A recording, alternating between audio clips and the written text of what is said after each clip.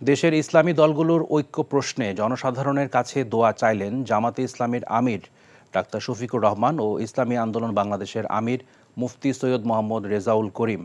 দুপুরে বরিশাল সদর উপজেলার চরমোনাই মাদ্রাসা ও পীরের দরবার পরিদর্শন করেন জামাত আমির।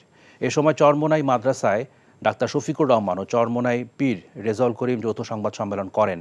সংবাদ সম্মেলনে জামাত আমির বলেন, আমরা মূলত ইসলামী দলগুলোর মধ্যে ঐক্যবদ্ধ দেখতে চাই। আমাদের ঐক্যবদ্ধ শক্তি দিয়ে আর কোনো প্রহসনে নির্বাচন হতে দেব না। তাই যৌক্তিক সময়ের মধ্যে সংস্কার শেষে নির্বাচন দিতে হবে।